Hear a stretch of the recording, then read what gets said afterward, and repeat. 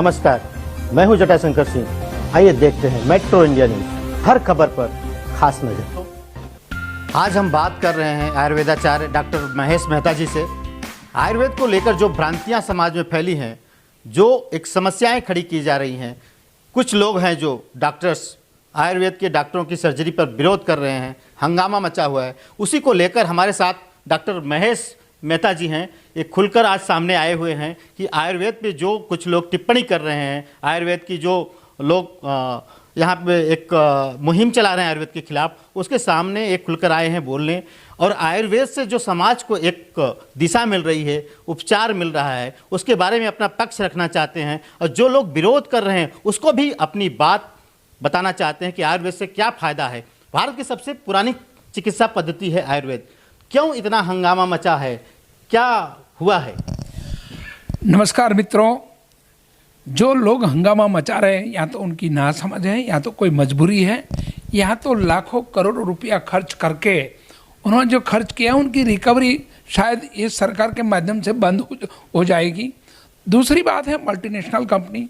तीसरी बात है बहुत बड़ी बड़ी हॉस्पिटल जो मरीज को वाहन में रखकर बिल बनाती है, उसको ये एक जलन सी पैदा हो रही है कि सरकार ने क्या कर दिया। आयुर्वेद में ऐसा होता ही नहीं है।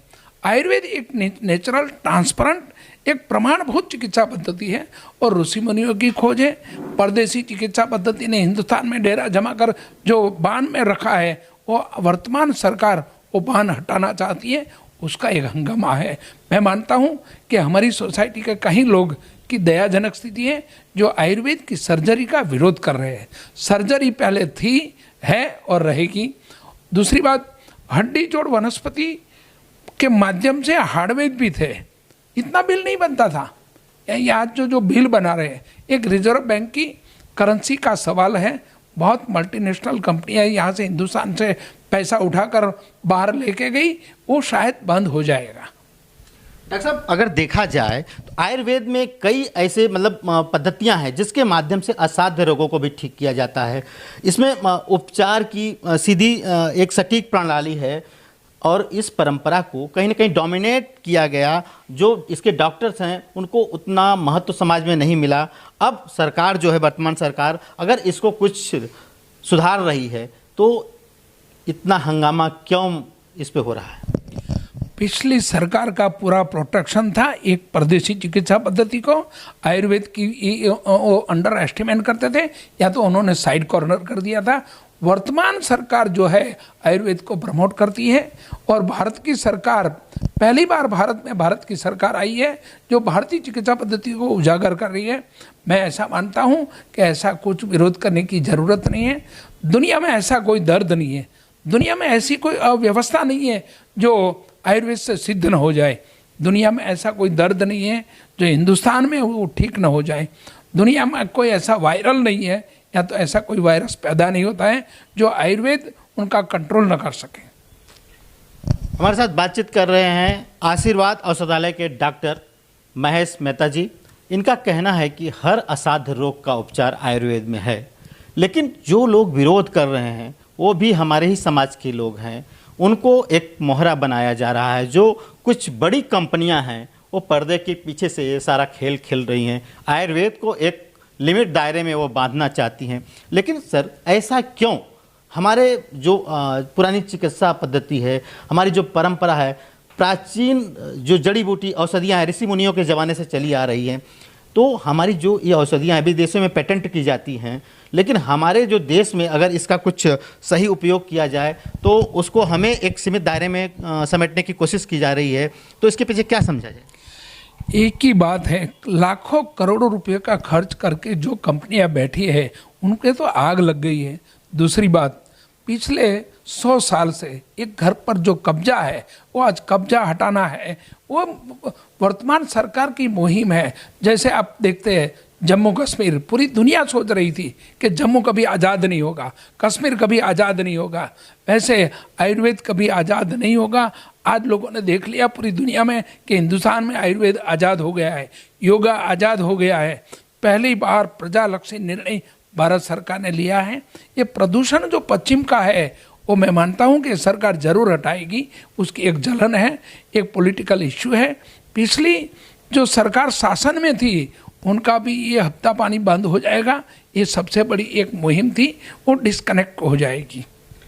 नई शिक्षा पद्धति में आयुर्वेद को भी अब जो सब्जेक्ट है उसमें शामिल किया जा रहा है, उसको व्यवस्थित एलोपैथ के साथ पढ़ाया जाएगा, उस पर आपकी क्या प्रतिक्रिया रहेगी?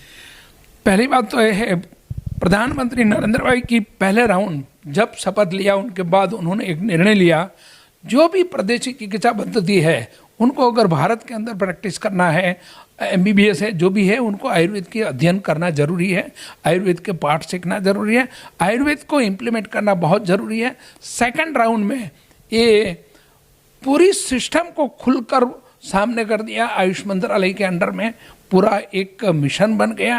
पहले तो अलग अलग बोर्ड था, आयुर्वेद का बोर्ड अलग, होम्योपैथी का अलग, एलोपैथी का अलग, डेंटल का अलग। आज सारी चिकित्सा पद्धति आयुष मंत्रालय के अंदर स्थापित कर दिया और भारतीय चिकित्सा पद्धति को प्रमोशन के माध्यम से टॉप पर रख दिया। बहुत सारी आज नई पीढ़ी पढ़ाई कर रही है, जयपुर में, गुजरात में, महाराष्ट्र में, सभी जगह पर आयुर्वेद के अंदर एडमिशन लेने की एक होड़ लगी है। और उसकी जलन प्रादेशिक चिकित्सा पद्धति यानी एलोपैथी यानी प्रेस्टिसाइज, नॉट ए नेचुरल, उनको आग लगी है कि हमारा धंधा बंद हो जाएगा। बाकी कुछ नहीं है उसके पीछे। वो भी हमारी सोसाइटी के, हमारे भी बच्चे पढ़ाई कर रहे हैं एलोपैथी में, लेकिन उनकी एक नासमझ है। डॉक्टर साहब, जो हमारी आने वाली पीढ़ी है उसको कहीं ना कहीं ये भ्रम है, एक सेंट्रल कानून जो है आयुर्वेद को लेके कुछ अलग कहता है, जो हर स्टेट कानून है वो अलग है, तो ये भ्रामक स्थिति क्या है और इसको सुधार के लिए आप लोग सरकारों से क्या मांग करना चाहते हैं? मैं एक आपको बात क्लियर कर दूं, हर स्टेट के अंदर चिकित्सा पद्धति का एक लोकल बोर्ड है, वहाँ रजिस्ट्रीकरण होता है। जैसे यहाँ महाराष्ट्र के अंदर कोई बच्चे पढ़ रहे हैं आयुर्वेद में, एलोपैथी में, होम्योपैथी में, उनका एक यूनिट, उनका एक बोर्ड चल रहा है।